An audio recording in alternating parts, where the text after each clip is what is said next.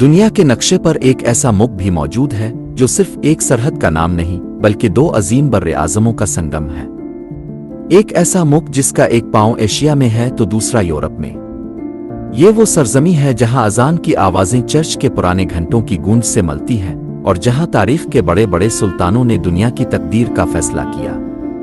جی ہاں، ہم بات کر رہے ہیں جمہوریہ ترکی کی، جسے اب سرکاری طور پر تاورکیے کہا جاتا ہے۔ 7,83,562 مربع کلومیٹر پر پھیلا ہوا یہ ملک جغرافیائی اور سیاسی لحاظ سے دنیا کا ایک انتہائی اہم ترین خطہ ہے۔ جب ہم ترکی کے گہرے سرخ پرچم کو دیکھتے ہیں تو اس پر چمکتا ہوا سفید ہلال اور 5 کونوں والا ستارہ صدیوں پرانی عثمانی شان و شوکت اور قربانیوں کی یاد دلاتا ہے۔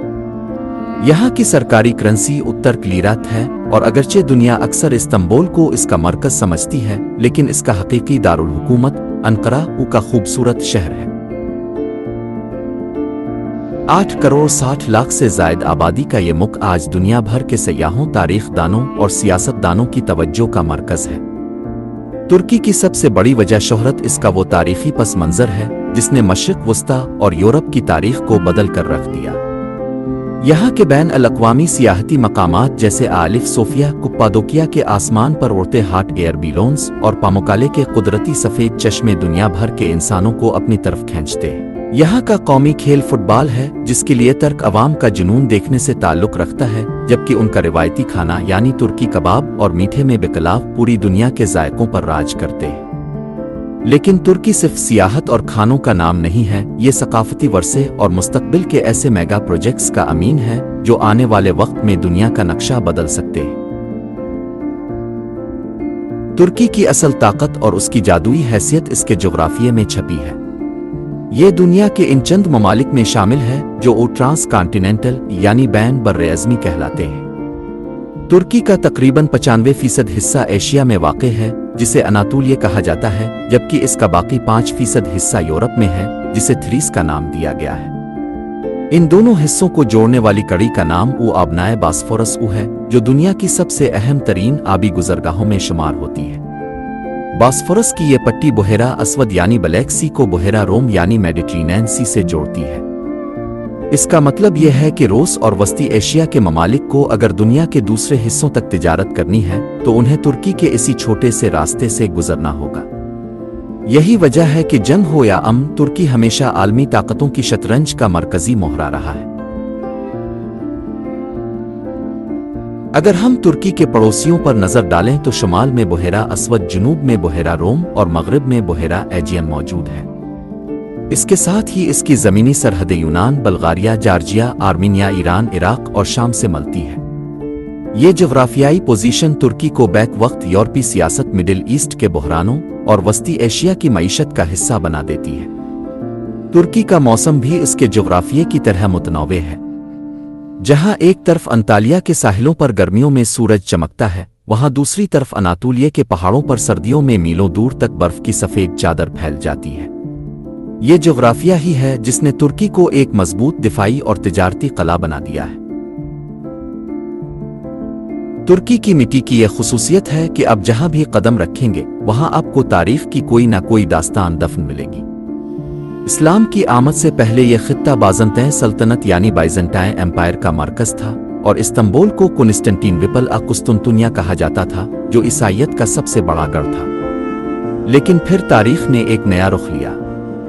سن 1453 میں 21 سالہ عثمانی سلطان محمد فاتح نے قسطنطنیہ کو فتح کر کے ایک نئے دور کا آغاز کیا۔ اس فتح کے بعد قسطنطنیہ استنبول بن گیا اور خلافت عثمانیہ کا دارالحکومت قرار پایا۔ اگلے کئی سو سالوں تک عثمانی سلطنت دنیا کی سب سے بڑی اور طاقتور ترین سلطنتوں میں سے ایک رہی، جس کی سرحدیں 3 براعظموں ایشیا، یورپ اور افریقہ تک پھیلی ہوئی تھیں۔ توپقاپو محل سے جاری ہونے والے احکامات دنیا کے آدھے حصے پر نافذ ہوتے تھے۔ لیکن وقت ہمیشہ ایک جیسا نہیں رہتا۔ پہلی جنگ عظیم کے بعد خلافت عثمانیہ کا خاتمہ ہو گیا اور ترکی کے بڑے حصے پر اتحادی افواج نے قبضہ کر لیا۔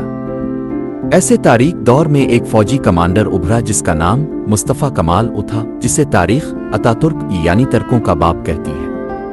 اتاترک نے ایک طویل جنگ آزادی کے بعد سن 1923 1923 में जदीद जमहूरिया तुर्की की बुनियाद रखी। उन्होंने सल्तनत के पुराने निज़ाम को बदलकर तुर्की को एक जदीद सेकुलर और मगरबी तर्ज के मुल्क में तब्दील कर दिया।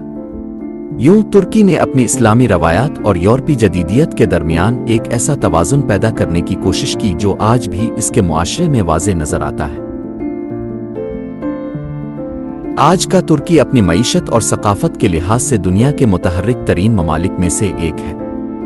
अगरचे हालिया बरसों में तुर्क लीरा को शदीद माशी चैलेंजेस और महंगाई का सामना करना पड़ा है, लेकिन इसके बावजूद तुर्की की सनती और तिजारती बुनियादें इंतहाई मजबूत हैं। तुर्की दुनिया में कपड़े, गाड़ियों के पुर्जे, स्टील और ज़री मसनूआत बरामद करने वाला एक बड़ा मुल्क है। इसके साथ ही गुज़िश्ता एक दहाई में तुर्की ने दिफाई सनत में जो तरक्की की है, इसने पूरी दुनिया को हैरान कर दिया है। तुर्की के तैयार करदा बायरक्तार ड्रोन्स ने जदीद जंगों के उसूल बदल दिए हैं और आज दुनिया भर के ममालिक उन ड्रोन्स को खरीदने के लिए लाइनों में खड़े हैं। सकाफत की बात की जाए तो तुर्की एक ऐसा खूबसूरत गुलदस्ता है जिसमें मशरिक की हया और मगरिब की आज़ादी दोनों के रंग मिलते हैं। यहाँ के लोग मेहमान नवाज और अपनी रवायात से मोहब्बत करने वाले हैं। इस्तांबुल का उग्रैंड बाजार दुनिया के कदीम तरीन और सबसे बड़े बाजारों में से एक है, जहाँ रोजाना लाखों लोग खरीदारी के लिए आते हैं। तुर्क मुआशरे में सूफी इज़्म और मौलाना जलाल अल-दीन रूमी के अफकार की गहरी छाप है। कोन्ये के शहर में दरवेशों का मखसूस सूफी रक्स, जिसे ईसम कहा जाता है, इंसान को एक अलग ही रूहानी दुनिया में ले जाता है। तुर्की के टीवी ड्रामों ने भी आलमी सतह पर धूम मचा रखी है, जिन्होंने न सिर्फ मुल्क का नर्म इमेज पेश किया बल्कि तुर्की के सियाहती शोबे को अरबों डॉलर्स का फायदा पहुंचाया। कोन्ये से लेकर अजमीर के साहिलों तक तुर्क मुआशरत अपने अंदर एक जादुई कशिश रखती है जो हर आने वाले को अपना गिरविदा बना लेती है।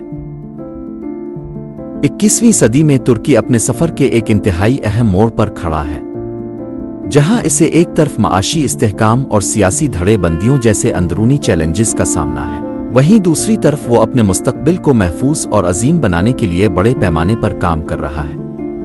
तुर्की के मौजूदा मेगा प्रोजेक्ट्स इस बात का सबूत है कि ये मुल्क दोबारा एक आलमी ताकत बनने का ख्वाब देख रहा है।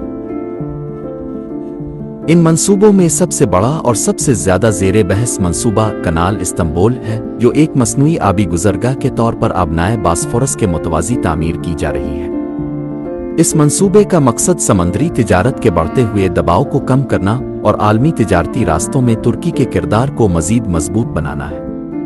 दिफाई शोबे में भी तुर्की ने अहम पेशरफ्त करते हुए अपने पहले मकामी तौर पर तैयार करदा 5वीं नस्ल के जंगी तैयारे कान की कामयाब आजमाइशी परवाज मुकम्मल की, जिसके बाद तुर्की जदीद जंगी तैयारे बनाने वाले महदूद ममालिक की सफ में शामिल हो गया है। दूसरी जानिब तवानाई के मैदान में बुहेरा असवद में कुदरती गैस के नए ज़खायर की दरियाफ्त तुर्की के लिए एक बड़ी कामयाबी समझी जा रही है, जिससे मुल्क का दरामदी तवानाई पर इन्हिसार कम होने और तवानाई के शोबे में खुद कफालत के हदफ के करीब पहुंचने की तवक्को है।